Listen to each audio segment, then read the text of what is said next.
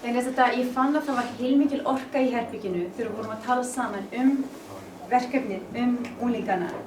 Og kannski þessa nýju sýn eða þessa opnun á þessa sýn að við getum öll tekið þátt í þessu verkefni. Og það sem útskýrt fyrir okkur, sem Asturhúsi útskýrir fyrir okkur, að verkefnið hefur ákveðið potential sem er möguleiki, já, sem hefur ákveðna möguleika til þess að virka eins og hlið sem að kannski, öll grunnþáttaverkefnin geta virkað þannig, en ungmennaverkefnið sérstaklega þannig, vegna þess að það í raun og veru ekki sett fram á það sem skilið, það sem á ensku in a religious instruction. Það hefur ekki þann tón sem að kannski samfélagið í heild sinni hefur lokað á eða hefur ákveðna fordóma fyrir því sem það skilur að sé að einhverju tagi trúarlegt. Það eru mörg samfélög þannig í heiminum. Þannig að okkar að reyna að skilja hvernig við getum haft samræður við ungt fólk og við alla og fjölskyldurnar þeirra þau efni sem að Bahá'í vill að við tölum til þess að búa til nýja siðmenningu. Og við séum ekki að fela nýtt. Það er ekki eins og við séum að segja, þetta er ekki Bahá'í inspired eða hafi tveimur sem að koma úr trúnni.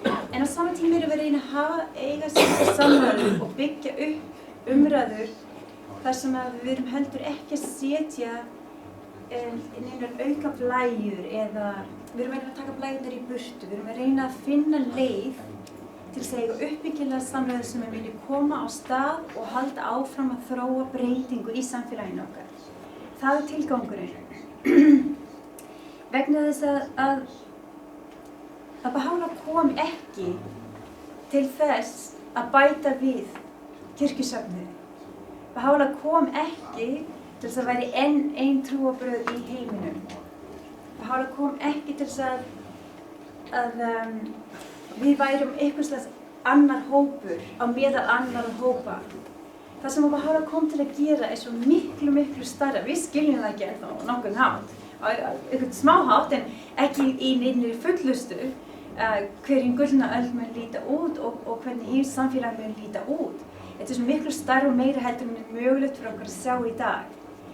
En það sem við vitum að Bahá'í kom til að gjörbreyta því samfélagi sem við búum í. Að það muni vera réttlæti og fólki muni líða vel á þann hátt sem við kannski höfum aldrei séð áður í sögu mannkynsins. Þannig að það sem við byrjuðum á að tala fyrir 3 dögum var andlegt og voldugt verkefni. A spiritual enterprise. Og þetta er náttúrulega svo gríðarlegt verkefni að það er ekki nokkur einasti möguleiki að nokkurt okkar myndi geta byrjað að hugsa einu sinni hvar byrjar maður á svona stóru verkefni? Hvað gerir maður fyrst, hvað gerir maður svo? Og svo töluðum við hvað við erum heppin, að við höfum allsherjarhús réttvísinnar og við höfðum vörðin og við höfðum andlega sem að setti það fyrir okkur í mjög skýrri áætlun og lagði það fyrir framan okkur, svona ætlum við að gera þetta. Og allsherjarhúsið að nota alltaf áætlun Bahá'í, Abdu'l-Bahá, til þess að útskýra fyrir okkur hver næstu skrifin og byggja fyrir okkur næsta vegginn og næsta vegginn eftir það og næsta vegginn eftir það. Þannig einn af þessum mikilvægu veggjum sem að við erum að reyna að reisa upp í þessari nýju byggingu sem nýja siðmenningin okkar og allsherjar talar eins og kjarni, það sem við erum að gera, þessi litlu hlutir, þessir grunnþættir, allsherjar talar þetta sem kjarnan. Bara einhver byrjun í nýrri siðmenningu. En allt þetta sem við erum að byrja okkur að gera mikilvægt vegna þess að það byrjunin og það mun halda áfram að vera þættir í þessari nýju siðmenningu. Þannig að það er mikilvægt og það er mikilvægt að við skiljum það að þetta mikilvægt og ekki eitthvað sem allsherjar biður okkur að gera bara til að gera það, heldur það skiptir máli. Og á þeim punkti þá langar mér bara til að segja með unglingaverkefnið að við ákváðum í gær myndum skrifa niður hver megin tilgangur þess. Og við skrifum það niður hér og við skrifum það líka niður á íslensku þessar setningar hér sem að hver og ein kannski ekki svo, við getum skrifað hverju eina þessari setningu og síðan skrifað aðra punkta á íslensku máli sem eru þjálir í munni og við vitum að nágrannar okkar og þeir sem við þekkjum muni skilja. Til dæmis hvað þýðir að virkja vaxandi vitund unglinga til að rannsaka veruleikann. Það væri gott fyrir okkur að sitja saman í litlum hópum og hugsa svolítið það. Ok, hvað myndi nágranni mínir sem eiga 12 ára stelpur eða eiga 12 og 13 ára eða 11 og 13 ára, ef ég vil fara að ræða verkefnið, hvaða orðalag myndi ég nota til þess að fara dýpra inn í þessa merkingu. Og til dæmis við töluðum í gær líka mínútuböndin og það að börnin geti lært að hugsa sjálfstætt og séð rangt frá röngu, séð jákvæða frá neikvæða. Og ég var að hugsa að við myndum horfa á bara nokkra mínútur, 3-4 mínútur af litlu vídeói núna sem tekið í Toronto. Ég veist að mörg ykkur hafa séð það. En bara til þess að hafa svona lifandi mynd í höfðun okkar af smá þar sem eru svona unglingahópar eru hittast. Talsvert af þessu tekið heima hjá Væhítuna Tössu í Toronto í Kanada. En það sýnir bara 2-3 mínútur og eftir að það er búið þá ætlum við að fara öll fram og það eru 4 stöðvar frammi.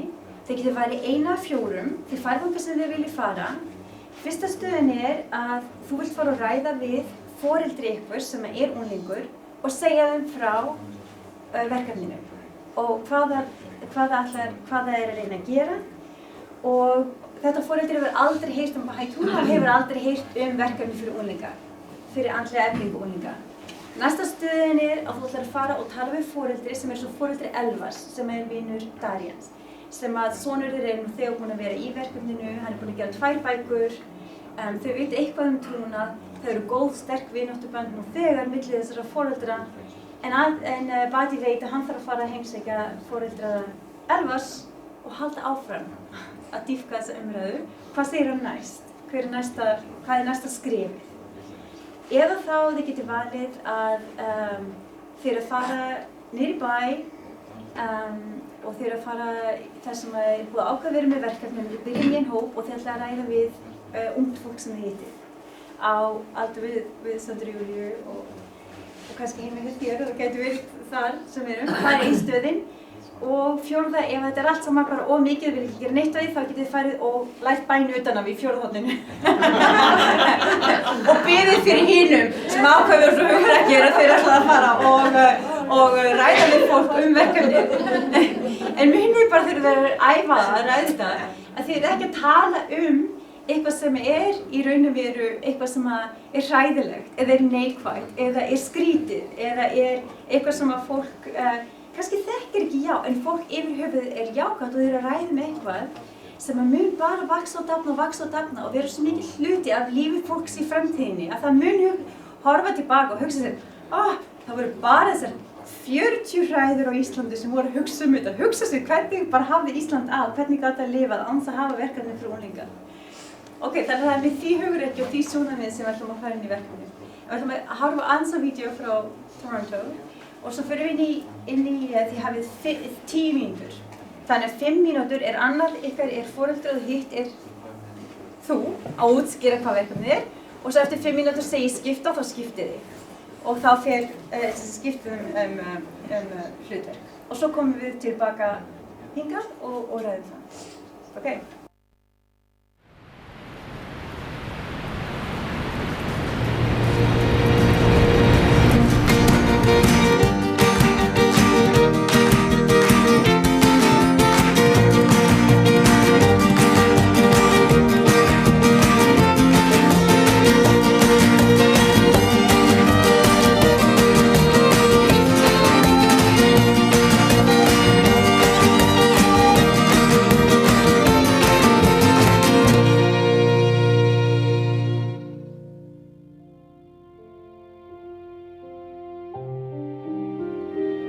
Abdu'l-Baha blessed the continent of North America with his presence during his historic travels to the West from 1911 to 1913.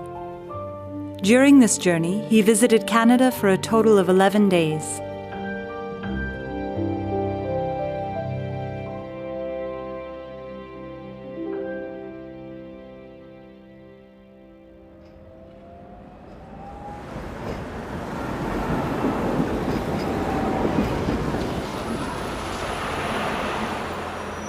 8 to 10 years ago, we were a community that maybe wasn't experiencing a lot of growth. We were comfortable with where we were. It was nice spending all that time and fellowship together, but there wasn't really a sense of progress or movement, or that we were contributing to something greater than ourselves. So 6 years ago, we held a meeting, a gathering, to really talk about this question of how do we grow. And we recognized that one of the things that we had to address or grapple with was the fact that we had gone through the sequence of courses as though it was a deepening tool, but it wasn't to help us build capacity. We became aware that we actually don't know how to do anything. Like, we don't know how to share a prayer with somebody, we don't know how to go out and home visit, we don't know how to invite someone to a children's class, like we just don't know.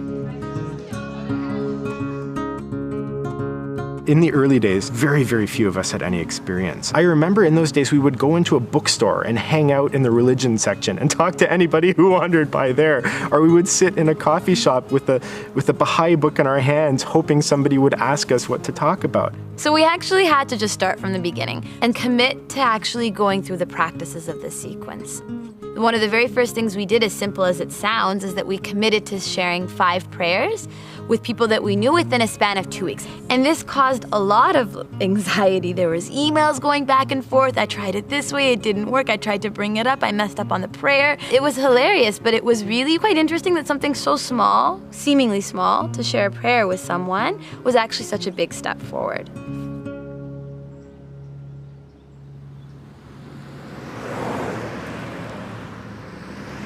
We were gaining experience with the junior youth program within our own Baha'i communities, but we began to realize that we really needed to reach out, because there were people that were interested in the program, who needed the program, and who were willing to help and contribute towards it. What we came up with was a 2-week training in the study of Book 5 that had embedded within it an action component, and it was intended for actually youth across the country, because we didn't have enough resources within our own cluster. So these youth spent 2 weeks together, immersed themselves in prayer, in the study of the writings, in the study of Book 5. And in the evenings, they would go out into neighborhoods that were already selected and identified, and would have conversations with parents and junior youth, and within that week start a junior youth group. When we first began taking these first steps out into these neighborhoods, no one felt that they knew the conversation at all. So we had to figure out, what words do you say to invite a junior youth into the program? What words do you use to help a parent understand what this program is about? And I remember the very first day that we were preparing to go out, it was pouring rain, and half of us were hoping that it was raining too hard to go out and we wouldn't be able to. And they would say it was canceled, but it wasn't. I remember sitting in a little room and with the 6 people that were in my team, and just role-playing every possible question that somebody could ask us. And no one ever asked us any of those questions, but we felt like we had to be prepared. And then we went out, and to our great surprise, we spoke to parents and they gave permission. We invited junior youth and they came. Going into these regional trainings, I didn't think a single one of the things we accomplished were possible. We went into neighborhoods, and after 2 days, we had children's classes and junior youth groups of 30 people. So the training resulted not only in 50 new animators with experience, but the cluster was gifted with these 4 to 5 neighborhoods that had some 300 children and junior youth in groups and classes.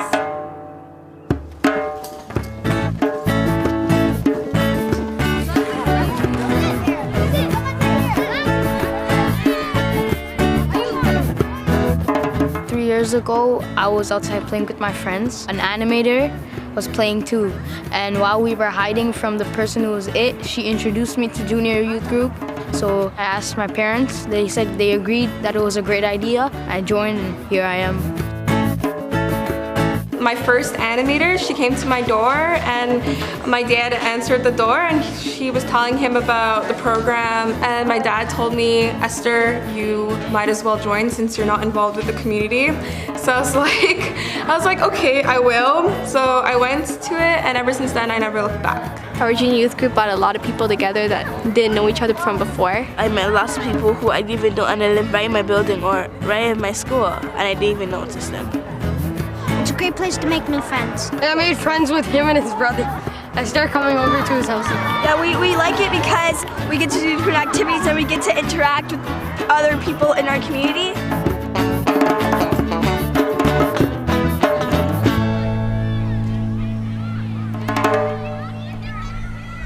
So, can someone read for me what this book says?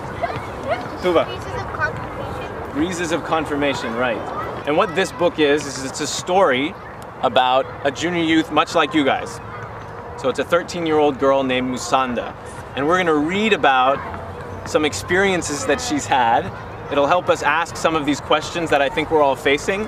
Questions about what we wanna do with our life, you know, how can we best be of service to humankind? This junior youth program affected my life, like, drastically. Every time I'm around somebody new, I try and think of what I learned and how it would affect other people, and I try and spread the knowledge. I've learned that my actions have a lot of effect on people, and it taught me to like reflect on my day and show what's good and bad and how I could change for next day. It showed me that we need spiritual excellence because without it, it'll be really hard to succeed in life.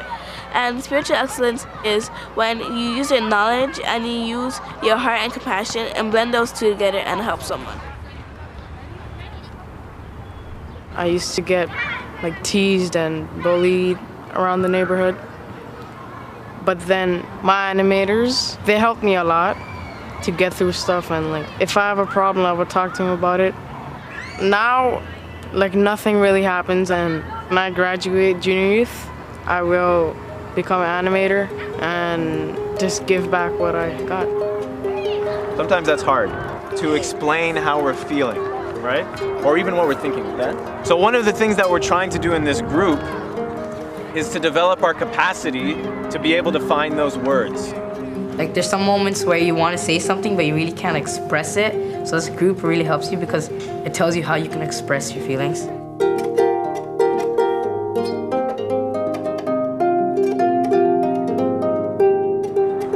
We want to think of something that we can do together for our community. Does anyone have any ideas about what we could do?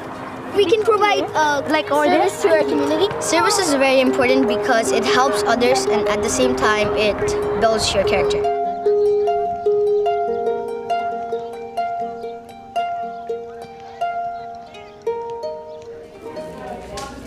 The junior youth group that I'm animating in, we just did a service project. They wanted to show the community what healthy eating was and what's diabetes and how they can prevent it. These ones on the bottom is what you should do every day. Here's what you should do 3 to 5 times a week. Lots of people don't eat healthy now. And a lot of people have diabetes, which is a big concern. Like many of our parents have diabetes. So we want to put an end to it.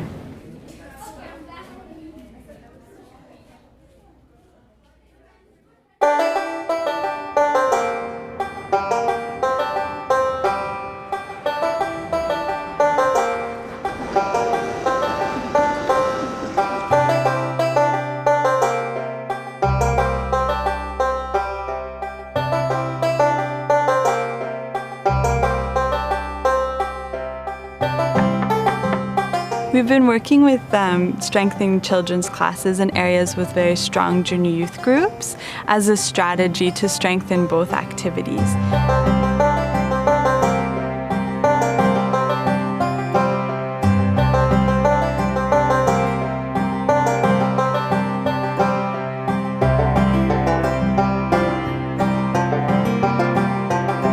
I like coming to children's class because I can make airplanes and draw. I make new friends by coming to this class. When you're praying, God gives you blessings. When I'm sad and I pray, I get happier. I learn from my Jul Baha that you have to be kind, respect people, and help. I see the changes in my daughters. Sometimes she comes and she teaches me, you have to be more kind, more generous and sharing. So these are very small things, but it's so important for that age, because if they don't learn at that age, at that time, it's very hard to, develop that attitude when they grow up.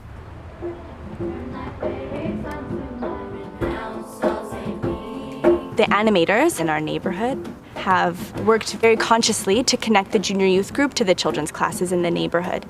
So even early on in the junior youth group, they would learn songs to teach to the children and come and teach the children those songs. So over the years, the junior youth have slowly built their capacity to assist with children's classes. During one of our junior youth group days, we happened to be teaching the children's classes songs, and we were really into it and we really enjoyed it. The children also seemed to really like us, so the children's class teacher asked us if we'd like to come help out. Although we're focusing on junior youth, we're really finding that it's a way of engaging the whole family. If we have home visits with parents, if we try and engage the older and younger siblings, it's really a starting point through which we can actually engage a whole population and start to strengthen the core activities in a neighborhood and start building a sense of community.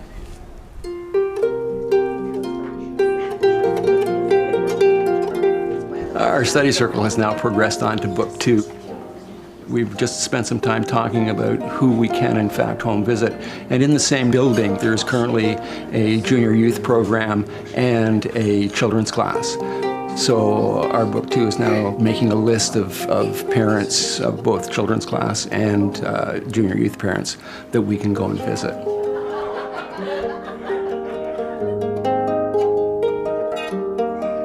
One of the reasons why we wanted to host this devotional is to uplift the spiritual character of our neighborhood.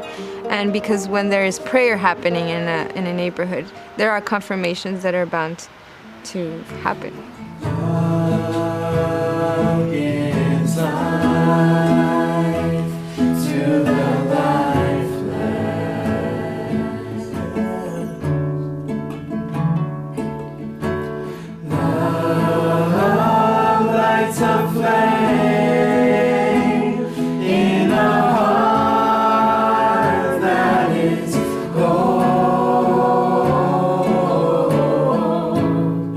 Today, that first group of junior youth have graduated the program and are now youth and are now studying the sequence of courses. And they are carrying out acts of service commensurate to their capacity and desires. So they're serving as animators and they're also serving as children's class teachers. I've been in this program for about 6 years now. I've done all the books and I've done a few Ruhi books, and now I'm animating my own junior youth group right now. I like working so much with junior youth because I can see myself in them, how I was when I was younger, and I knew how I grew up to be. They might even be better. My animators that I was in with the junior youth, they came to me and asked me if I wanted to do my own program. So me and my friend from the junior youth said, okay, yeah, let's do it. So we went door to door, and then we had 2 kids for the first meeting, which I was kind of sad about. But then the next meeting, we had 12. So I was like, yes, the 2 became 12. So something must have happened to those 2 kids. It's only right to show the compassion and the guidance that I have been shown and pass it down. By spending time with friends who drink alcohol a lot, can we protect ourselves from getting into a habit of drinking alcohol? No. No? Okay. Why not? Why is that the case?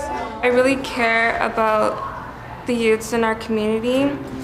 Honestly, other things out there, such as going to the park or anything, they're not really impacting anyone but yourselves. But knowing that coming to this program, you help guide other people, that's what really matters at the end, making a difference.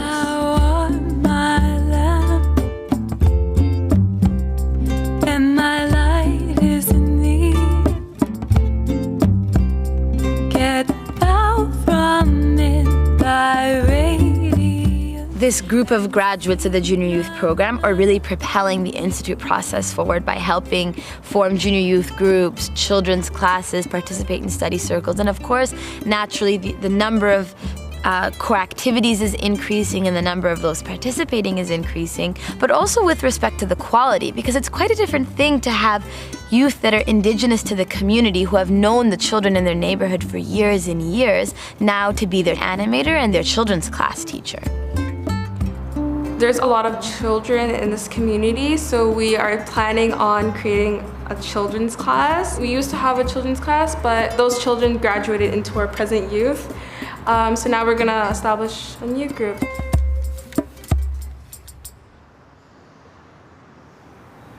There are these neighborhoods where people have been working for, 5 years. It hasn't come without a lot of sacrifice and dedication. For some people, it's required actually leaving their homes and moving into these neighborhoods. For others, it's students that are either in high school or university that make sure that they make that time to be with their group.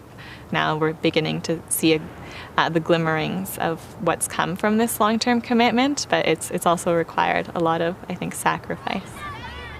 My animator moved in to a nearby building just so she can help us, and I was so happy. She's like a sister to me now. I can see it in her eyes that she has the potential to make our lives change.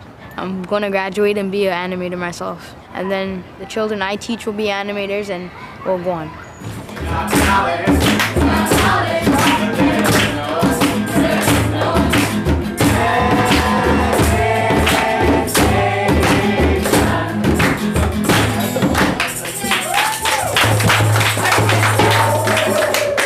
In our cluster, there's very little that's truly flourished and strengthened that's been the work of a single person.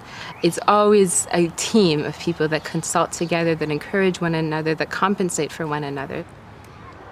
In working in this neighborhood, we have a team that comes together every week that supports the animators. So the animators will animate the group, and then we have 3 or 4 individuals who give their time every week and come and help with home visiting parents, with picking up the junior youth before the group, and just kind of being there to support and to talk with people in the neighborhood. When we first started the children's class, that's first summer, we had around 20 children come. But when the winter came, we had to move it inside to my home. And actually only one of the 20 children came. And despite our efforts, only one would come. And very easily we could have given up. But being part of a team in the neighborhood and having that support was really helpful in seeing the long-term vision and not to give up. Now, 4 years later, looking back, we've had around 50 children come through the program, and we have 2 strong classes, 5 of which have gone on to junior youth, which is also very exciting.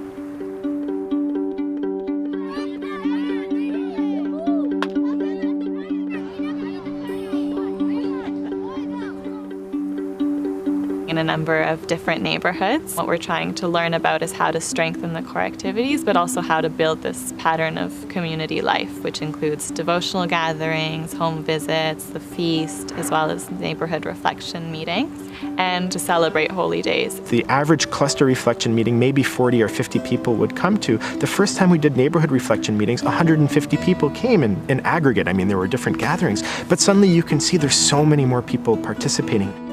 Lately, I have been attending a lot of the community gatherings, and I feel that these meetings are a great way to share ideas and also get to know what's happening around my community. So what began as an intensive youth campaign to help move some young people through Book 5 some 6 years ago has now matured into a process in which young people are accompanying their community to actually begin to walk a path of service, to be able to prosper materially and spiritually. And although small, it's the seed of which future action can really be built upon. Because of these experiences, Toronto has been serving as a learning site, and we're accompanying junior youth coordinators from 10 other clusters to make similar advances, helping them to address the complex questions that arise out of the implementation of the program. Society says that we're kids and we can't really do much, and we think of ourselves as heroes and role models because we can do a lot if we put our mind to it. If you were here in this community 5 years ago, there was a lot of violence that was present in this community, but through the establishment of this program, the future generations were guided towards a more positive direction, and the service projects that they have done has impacted the community in a positive way, and presently you do not see violence in our community. If we just do this in our group itself, it's only going to change our minds. But if once I've seen people getting inspired and all the people joining in and us working as a team, I believe that we can make this place beautiful.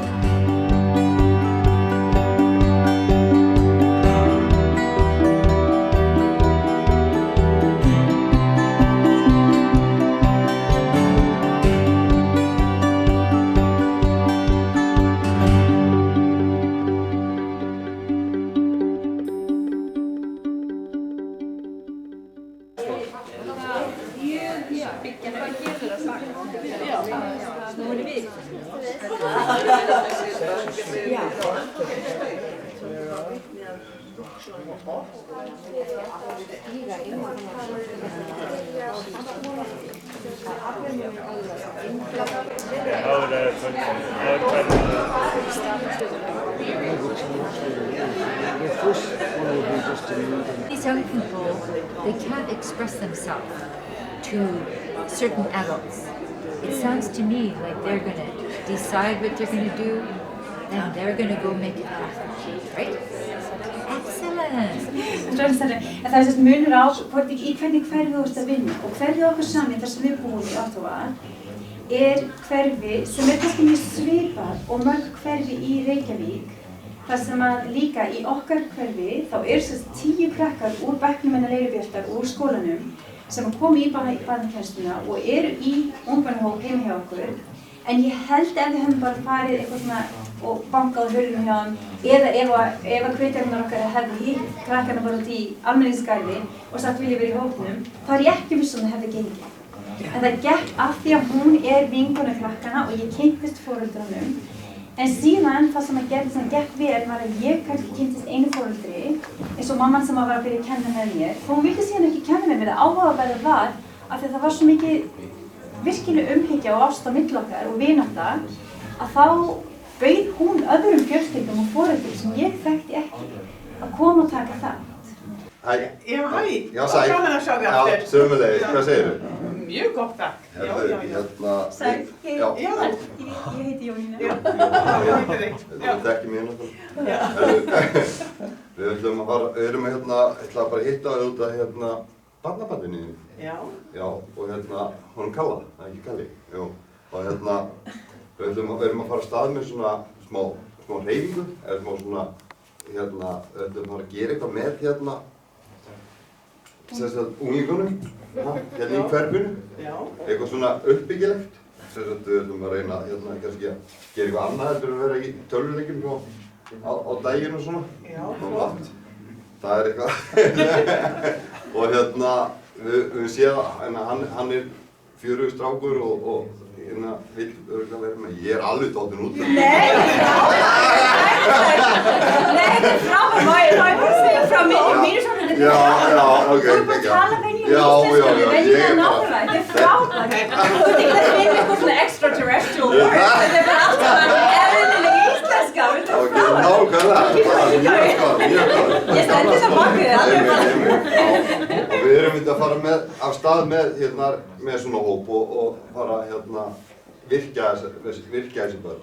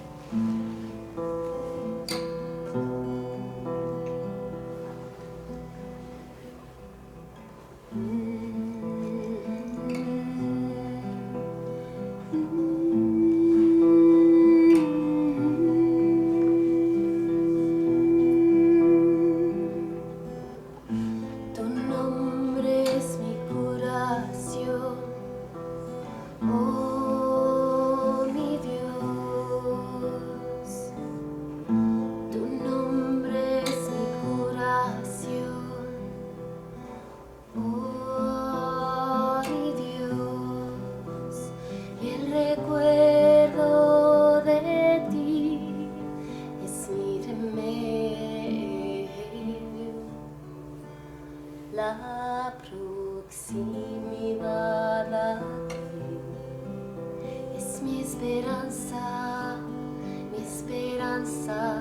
y el amor por ti, mi compañero.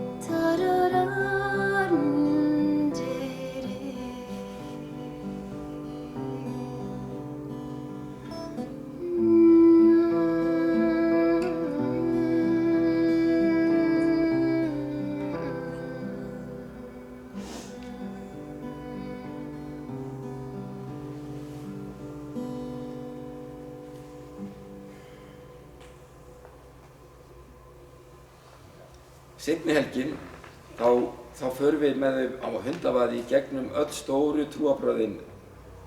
Þetta er náttúrulega mjög óábyrgt að gera þetta, eins og ég get ímyndað ykkur. En ég tek hindúism á 2 tímum og búddism á 2 tímum, það er fyrir hádegi. Og síðan fer ég í asísku hefðirnar, í kínversku hefðirnar og japansku hefðirnar.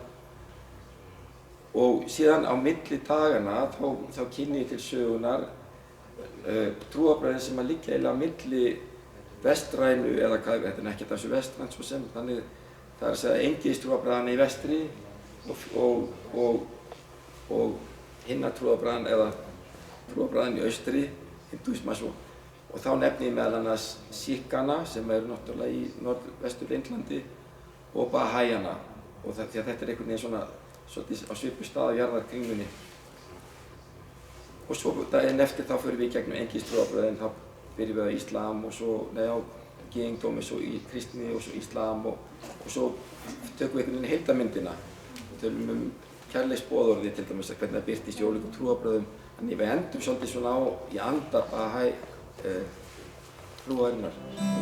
Ó trúar, elskandi, ó þú sem lofaður fyrir þennan dag. Ó þú guðar má, þegar sem þig frá. Ó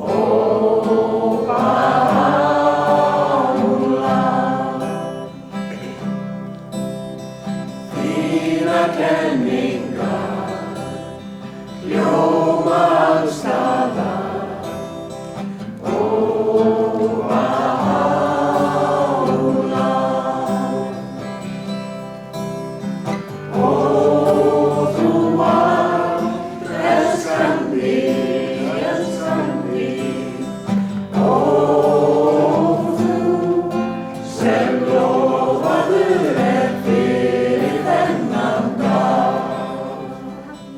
Ég ætla að tala Tahiri.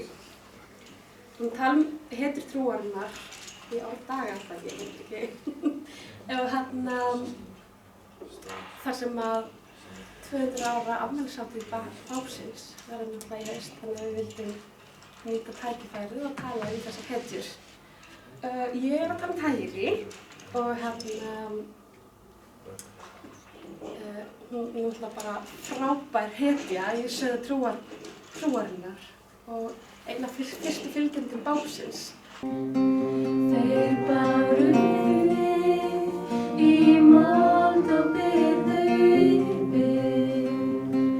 í birtu hans að eilífu þú lifir.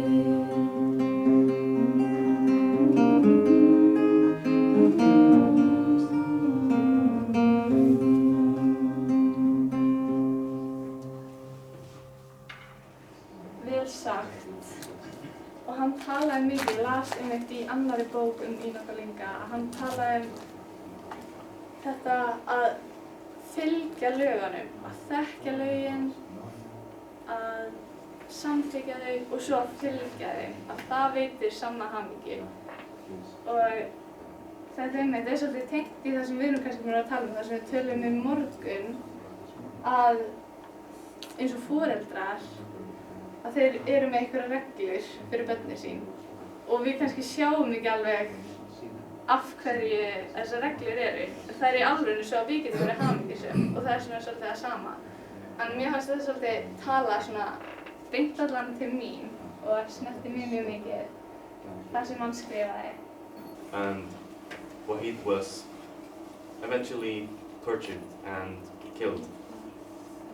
And a tablet of visitation was written in memory of Wahid for having courage and for having responded to the divine call and recognized the cause of the Bab.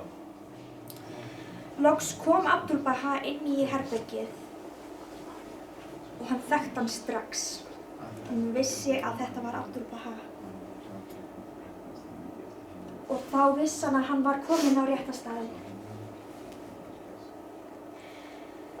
Í viðtalinu sínu við hann Abdul Baha, við töluðum mörg mál, en síðan kom hann að því að hann sagði frá bómullaverksmiðjunni sem að hann var að vinna í. Og viðurkenndi að það var, hann notaði börn til að vinna í verksmiðjunni. Þannig að það var svona child labor.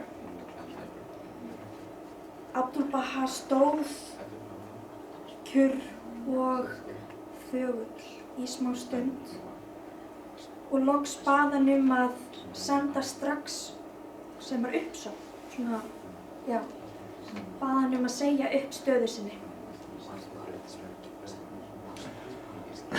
Hann sleit öll bönd við sitt gamla líf og ákvað bara að tileinka lífi sínu Abdul Baha, því þetta var stærsta ást í hans lífi.